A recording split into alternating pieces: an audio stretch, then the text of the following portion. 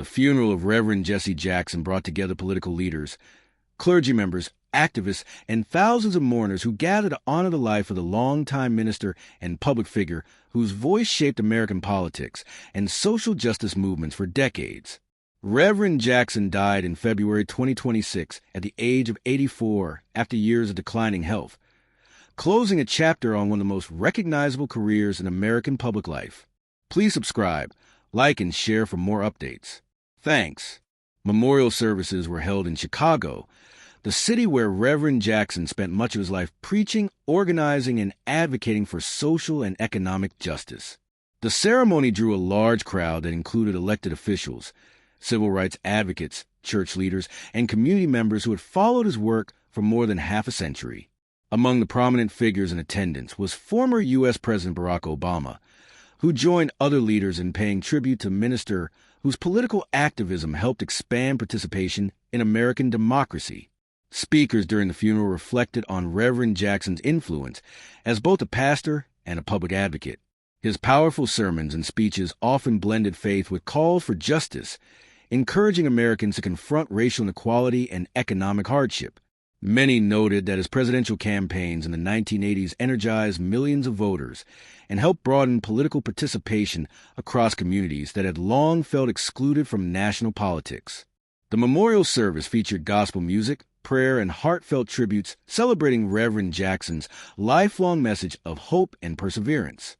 Clergy members and fellow activists described him as a preacher who carried the spirit of the church into the public arena, using both faith and activism to push for change. His well-known phrase, "Keep hope alive," was repeated throughout the ceremony as mourners remembered the optimism he brought to political and social struggles. Reverend Jackson's family was also at the center of the ceremony. He was married for more than 6 decades to his wife Jacqueline Jackson, whom he met while they were students at North Carolina Agricultural and Technical College. The couple married in 1962 and remained partners throughout his ministry and activism. Jacqueline Jackson herself became involved in humanitarian and community efforts, often supporting her husband's campaigns for social change. Together they raised 5 children: Santita Jackson, Jesse Jackson Jr., Jonathan Jackson, Yusef Jackson, and Jacqueline Jackson Jr. Reverend Jackson also had a daughter, Ashley Jackson, from another relationship. Several of his children followed paths connected to politics, media, and public service, continuing the family's involvement in civic life.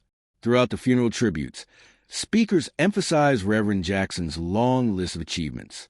As a young minister, he worked alongside Martin Luther King Jr. during the civil rights movement of the 1960s, helping organize campaigns aimed at ending racial segregation and expanding economic opportunity.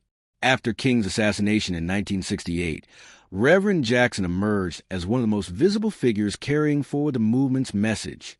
In 1971, he founded Operation Push, an organization focused on improving economic opportunities for marginalized communities. He later helped create the Rainbow Coalition, a movement that sought to unite people across racial, economic, and political lines in pursuit of greater equality. Through public pressure campaigns, boycotts, and negotiations with corporations and government officials, these organizations pushed for expanded hiring opportunities and stronger commitments to diversity. Reverend Jackson also made history in national politics through his campaigns for the Democratic presidential nomination in 1984 and 1988.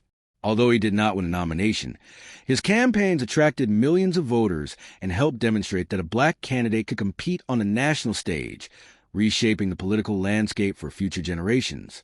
Beyond domestic politics, Reverend Jackson often took on international humanitarian roles, helping negotiate the release of American prisoners held overseas and advocating for human rights causes around the world, including the fight against apartheid in South Africa.